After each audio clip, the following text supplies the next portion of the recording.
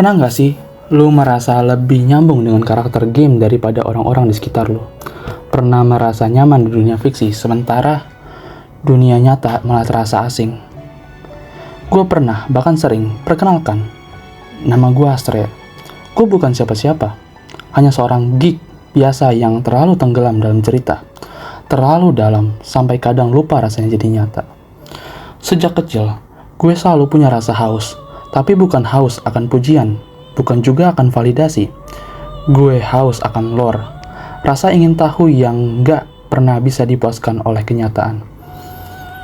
Gue selalu ingin tahu, kenapa di luar sana terasa hampa, tapi dunia-dunia fiksi justru penuh warna, emosi, dan makna. Masa remaja gue bukan masa yang indah. Bahkan jujur aja, kadang gue benci banget nginget masa itu. Dibully karena berbeda, dianggap aneh karena gue lebih suka duduk sendirian di pojok kelas sambil baca wiki game, atau ngebahas karakter anime yang bahkan gak ada di dunia nyata. Gue pernah terasa terasing, bukan karena gue pengen sendiri, tapi gue merasa dunia seakan-akan enggak nyediain tempat buat orang kayak gue. Dan di titik tertentu, gue pernah ngerasa capek. Pernah muncul di kepala gue, kalau dunia ini terlalu kejam, kenapa nggak gue pergi aja ke dunia lain? Gak usah dijelasin apa maksudnya. Kalau lo pernah ngerasain, pasti lo tahu rasanya. Tapi di tengah semua rasa gelap itu, ada satu hal kecil yang nggak gue sangka bisa jadi pelampung gue. Sebuah dunia digital, tempat di mana penderitaan itu tapi terasa bisa dilawan. Tempat di mana karakter-karakternya nggak sempurna, tapi justru karena itu mereka bisa terasa nyata. Game Persona, dunia penuh topeng dan bayangan, tapi di dalamnya gue merasa diterima. Dengerin musiknya aja bikin gue ngerasa kayak pulang. Gue bisa ngebangun hubungan dengan karakter yang nggak akan ngejudge gue.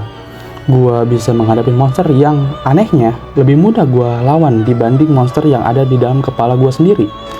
Di sana, gue nggak cuman main, gue hidup, gue bertumbuh, gue belajar. Bahkan dalam fiksi pun ada luka, tapi juga ada harapan. Jadi buat gue ini bukan sekedar game, bukan sekedar cerita. Buat gue, Persona adalah refleksi dari kenyataan yang gue ingin pahamin, gue ingin tinggali, dan gue harap gue terlahir menjadi bagian dari cerita tersebut. Tahun 2017, gue cuma remaja biasa yang numpang hidup di dunia. Tapi ada satu hal yang bikin hari-hari gue jadi lebih berwarna, yaitu YouTube. Dan dari sekian banyak channel yang ada satu nama yang sudah pasti nggak asing di tengah kita, Tara Arts Game Indonesia.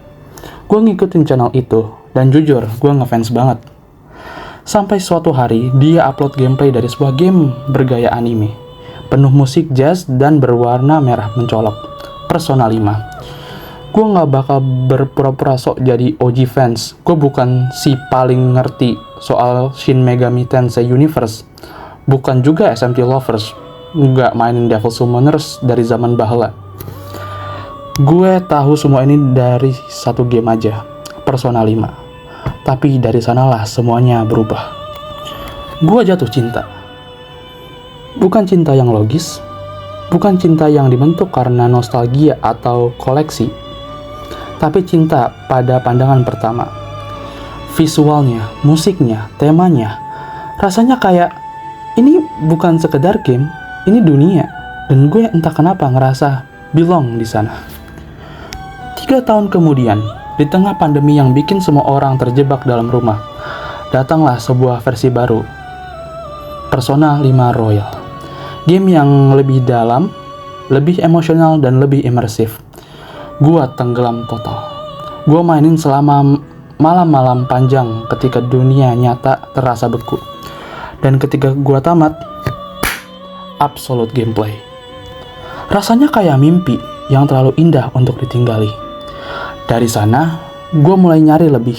Gue mainin Persona 4 Golden, lalu Persona 3 Fast.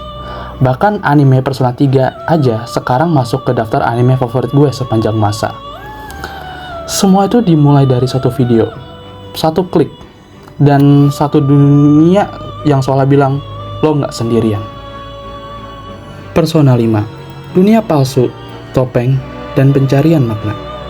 Rasanya nggak adil kalau kita bahas Persona tanpa mulai dari game yang paling awal buat gue, Persona 5 Royal. Game ini bercerita tentang seorang pemuda, Ren Amamiya, yang dijebak dalam kasus fitnah dan akhirnya harus pindah ke Tokyo, kota yang dingin, penuh wajah-wajah asing, dan ekspektasi yang membebani. Dia datang bukan sebagai pahlawan, tapi sebagai anak bermasalah yang harus memperbaiki citranya. Tapi, seperti halnya banyak dari kita, Ren menyimpan luka yang enggak bisa dilihat oleh orang lain. Namun, segalanya berubah ketika dia mendapati dirinya bisa masuk ke dunia paralel, Metaverse. Dunia yang menampung hasrat busuk manusia dalam bentuk nyata. Dan di sanalah, bersama teman-temannya, dia menjadi Phantom Thieves of Heart, pencuri hati yang mencuri kesadaran, bukan uang, demi menegakkan keadilan dari balik bayangan. Ceritanya megah, aksinya keren, dan setiap karakternya punya konflik pribadi yang dalam. Tapi jujur, semua itu bukan alasan utama kenapa gue jatuh cinta dengan Persona 5. Buat gue, hidangan utama dari Persona 5 justru hadir di Royal Expansion. Di sana, ceritanya jauh lebih personal, lebih suram, dan justru lebih menyentuh sisi manusia yang paling dalam. Dua karakter yang paling nempel di hati gue. Dua karakter yang entah kenapa rasanya seperti ngomong langsung ke jiwa gue. Adalah Goro Akechi dan Dr. Tokuto Maruki. Akechi dan Maruki, cermin dari luka yang tak terucap. Goro Akechi adalah sosok yang hidup dalam bayang-bayang. Dia tampak sempurna di permukaan, the detective prince, anak emas media. Tapi di balik senyumannya, dia menyimpan dendam, kemarahan, dan kehampaan yang bahkan dia sendiri aja nggak bisa dia kendalikan. Akechi adalah orang yang sadar bahwa dunia ini nggak adil, dan satu-satunya cara untuk bertahan hidup adalah bertopeng. Topeng yang membuatnya tampak baik, tapi dalam diam dia ingin dunia ini terbakar.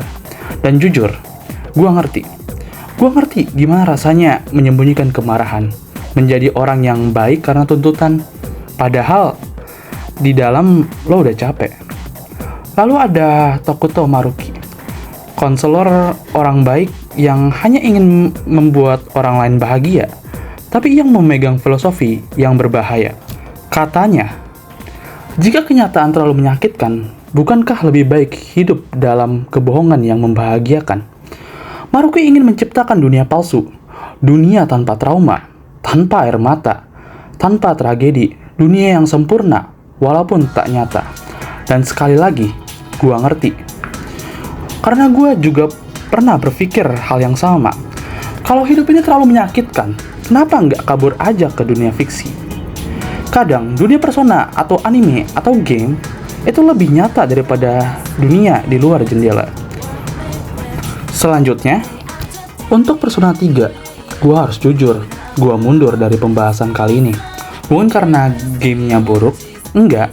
Justru gua akui, ini adalah karya yang megah. Film adaptasinya bahkan masuk daftar anime favorit gua. Dengan visual yang kelam, musik yang menyayat, dan atmosfer yang menyesakkan dada, Persona 3 adalah puisi duka dalam bentuk video game. Tiap malam di dorm, tiap langkah di Tartarus, seolah membawa beban dunia di pundak. Dan Kimi no Kyoku, lagu itu bukan cuma penutup cerita, itu doa perpisahan. Lirih, hening, seperti bisikan dari seseorang yang tahu kalau besok dia mungkin gak bangun lagi. Tapi, meski semua itu indah, gue tetap merasa ada jarak. Sis, terasa seperti formalitas. Rekan seperjuangannya, iya. Tapi bukan sahabat yang merangkul luka gua. Mereka kuat, mereka keren, tapi hubungannya antar karakternya nggak pernah terasa hangat di hati gua. Bukan salah mereka, mungkin memang bukan gua yang ditakdirkan berada di sana.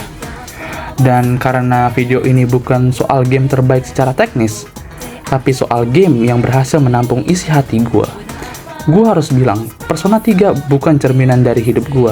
Walaupun gue tetap mengalami post-game depression setelah tamat. Tapi itu tetap hampa sebagai penonton, bukan sebagai bagian dari cerita. Dan sekarang, kita tiba di titik paling dalam. Game yang gak cuman bikin gue nangis waktu kredit berjalan, tapi juga bikin gue diem lama di depan layar, merenung sambil mikir, gimana ya cara balik ke dunia itu. Selamat datang di Persona 4 Golden, sebuah cerita tentang kabut, pembunuhan, dan kebenaran. Tapi lebih dari itu, ini adalah cerita tentang pertemanan, penerimaan, dan jati diri. Gue gak bohong, waktu pertama kali nyentuh game ini, gue gak nyangka kalau kisahnya bakal sedalam itu. Lo pikir ini cuma JRPG dengan murder mystery-nya dan turn-based battle? Enggak, ini adalah surat cinta untuk mereka yang kesepian, yang gak punya tempat di dunia nyata. Lo berperan sebagai karakter utama, protagonis bisu, Naru Kamiyu, yang pindah ke kota kecil bernama Inaba. Awalnya terasa biasa, tinggal bareng paman yang seorang detektif dan sepupu kecil yang manis banget, namanya Nanoko. Tapi saat TV mulai menayangkan hal-hal aneh tengah malam dan orang-orang mulai ditemukan tewas tergantung di antena, lo sadar ada dunia lain yang tersembunyi di balik layar kaca. Lo dan teman-teman lo masuk ke dunia itu, menyelami sisi terdalam manusia, Shadow, yang merepresentasikan isi hati paling kelam.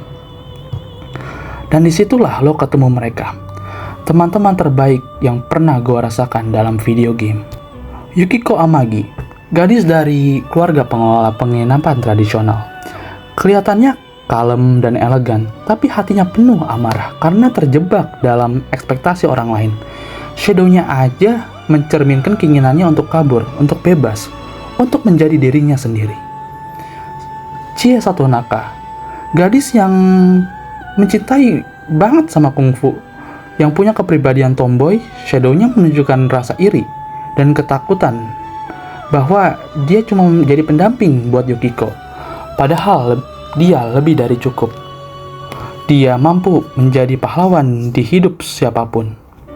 Selanjutnya ada Yosuke Hanamura, partner pertama lo di awal game. Canggung, lucu, kadang nyebelin. Tapi di balik itu semua, dia punya luka karena merasa nggak punya tempat di kota kecil itu. Dia juga kehilangan seseorang yang dia sukai. Itu bikin Shadow-nya jadi potret kekosongan dirinya. Selanjutnya ada Kanji Tatsumi, cowok preman yang ternyata punya jiwa lembut dan suka menjahit. Tapi hidup di dunia yang penuh maskulinitas toksik bikin dia jadi menolak dirinya sendiri. Shadow-nya adalah jeritan hati seorang anak laki-laki yang cuma pengen diterima apa adanya. Rise Kujikawa, idol yang memutuskan pensiun karena capek sebagai hasil produk dari publik. Shadow-nya kayak seolah-olah teriak, lo mau gue yang mana ha? Yang lo lihat di TV atau yang asli? Dan itu ngena banget buat gue, karena di dunia nyata kita semua itu pakai topeng. Yang terakhir, Naoto Shirogane, detektif jenius tapi nggak pernah dianggap serius karena gender dan usianya. Shadow-nya adalah pergolakan antara jati diri dan keinginan untuk diakui, dan caranya menghadapi itu powerful banget. Sekarang kita masuk ke topik utama dari video ini. Apa itu parasocial interaction dan social surrogacy? Kenapa kita bisa punya engagement dengan video game, bahkan dengan cerita fiksi atau karakter yang nggak nyata? Parasocial interaction atau disingkat PSI pertama kali diperkenalkan oleh Donald Horton dan Richard Wolff pada tahun 1956. Parasocial interaction adalah sebuah hubungan satu arah antara individu dengan tokoh media, entah itu selebriti, karakter fiksi, atau bahkan streamer. Katanya, parasocial interactions are seemingly face-to-face relationships with media figures that are entirely one-sided. Secara sederhana, lo merasa seperti kenal dan dekat dengan seseorang, padahal hubungan itu hanya eksis di kepala lo. Dan biasanya si seseorang itu adalah karakter yang lo konsumsi lewat media. Dalam kasus ini, semua tokoh karakter persona tuh yang lo anggap temen lo, itu hanya berada di kepala lo aja. Selanjutnya, ada social surrogacy hypothesis. Konsep ini memperluas efek dari PSI. Social surrogacy hypothesis diperkenalkan oleh Derek Gabriel dan Hugenberg pada tahun 2009. Konsep ini menyatakan bahwa interaksi dengan media seperti nonton serial atau main game bisa mengganti kebutuhan sosial dalam kehidupan nyata, terutama ketika seseorang merasa kesepian, ditolak, atau bahkan gak punya koneksi emosional di dunia nyata. Kata mereka, people may use relationships to fulfill social needs when real social interactions are unavailable or difficult. Lantas, kenapa Persona 4 Golden relevan? Sekarang lo nanya, kenapa Persona 4 Golden bisa nyambung banget dengan dua teori ini? Gue bakal jelasin dengan cara yang emosional sekaligus akademis. Persona 4 Golden dan parasocial interaction adalah secara aktif mendorong lo membentuk koneksi dengan setiap karakternya lewat social link. Lo nggak cuma ngelawan Shadow dan Dungeon, tapi juga makan ramen bareng, jalan-jalan di festival musim panas, nganterin buku ke adik kelas, bahkan ikut kelas drama atau band. Setiap interaksi itu bikin lo ngerasa, ini bukan sekedar karakter AI, ini temen gua, ini orang yang gua peduliin. Lo mengenal Chie lebih dalam, bukan karena lo ingin naik level doang, tapi karena lo merasa ada sesuatu yang pengen lo bantu dia atasi. Rasa tidak aman dan kebutuhannya ditinggal Yukiko. Lo ngobrol sama Nanoko bukan karena lo cari XP doang, tapi karena lo pengen lihat dia bahagia, karena lo ngerasa, gue pengen jadi kakak yang baik buat dia. Lo ngebentuk hubungan satu arah yang emosional, dan itu definisi paling murni dari parasocial interaction. Selanjutnya, Persona 4 Golden dan social surrogacy. Game ini dirancang untuk bikin lo merasa punya komunitas. Inaba bukan sekedar latar kota kecil, itu rumah. Itu tempat lo bisa jadi diri lo. Lo tanpa takut dihakimi. Di dunia nyata, lo bisa aja sendirian. Tapi waktu lo ngebuka game ini dan dengar suara teman-teman lo di Junes, lo nggak sendiri. Game ini bukan cuma menghibur, tapi juga menjadi tempat pelarian dan perlindungan. Lo mulai menggantikan hubungan sosial lo di dunia nyata dengan hubungan virtual yang terasa lebih tulus, lebih aman, dan lebih hangat. Menurut Gabriel et al. 2008, karakter-karakter fiksi memberikan psychological nourishment, nutrisi mental yang bisa mengisi kekosongan sosial yang ada di kehidupan kita. Dan dari pengalaman gua, gak ada game lain yang bisa ngasih nutrisi itu sebanyak Persona 4 Golden. Gua pribadi ngerasa saat gua terpuruk, kesepian, dan dunia nyata kelabu, Persona 4 adalah tempat di mana gua merasa hidup. Simpulan emosional dan reflektif. Persona 4 Golden gak cuma game, itu adalah cerminan dari dunia yang gue harapkan nyata. Hubungan yang gue bentuk di sana bukan sekedar bar pencapaian yang naik, tapi cermin dari keinginan gue untuk punya ikatan, untuk diterima. Parasocial interaction bikin gue merasa dikenal, social surrogacy bikin gue merasa gak sendirian. Dan Persona 4 Golden, dia memberikan keduanya. Apakah game ini diperuntukkan untuk pecundang nolep? Itu kan judul video kali ini.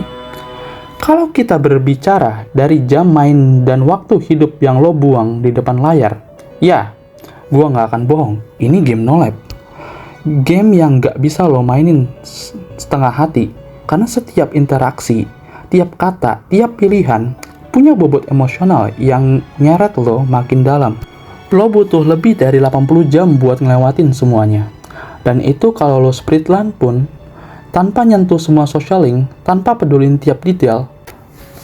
Tapi, Apakah game ini untuk pecundang? Tidak. Karena dalam dunia fiksi yang no life ini, gue belajar tentang percaya diri. Gue belajar bahwa menjadi beda itu nggak salah. Bahwa lo nggak harus jadi produk dari label masyarakat. Bahwa topeng yang lo pakai tiap hari itu bukan satu-satunya wajah yang lo punya. Persona ngajarin gue, kalau perbedaan bukan menjadi suatu yang harus ditakutin, tapi sesuatu yang bisa jadi kekuatan. Dan justru karena lo dianggap menyimpang dari norma, lo bisa ngeliat dunia dari sudut pandang orang yang lain gak bisa lihat. Itu adalah kebebasan. Kebebasan yang gak lo temuin di game SMT yang terjebak antara law dan chaos. Persona adalah tentang menemukan jalan ketiga. Hidup hari ini dan mati suatu waktu. Nikmati masa muda, hidup ini singkat. Berinteraksilah dengan karakter di game ini. Mainnya santai aja, karena nanti akan tamat sendiri. Dan terakhir, ini adalah kutipan dari Takuto Maruki, karakter yang gua rasa paling relatable di seluruh game Persona. Kutipan ini keluar di momen perpisahan antara Ren Amamiya dan Maruki. Sebuah adegan singkat tapi penuh makna. Bukan tentang ledakan, bukan tentang twist besar, tapi tentang dua manusia yang pernah terluka dan memutuskan untuk tetap berjalan. If you find yourself struggling in life, you can start over. Like me, remember that.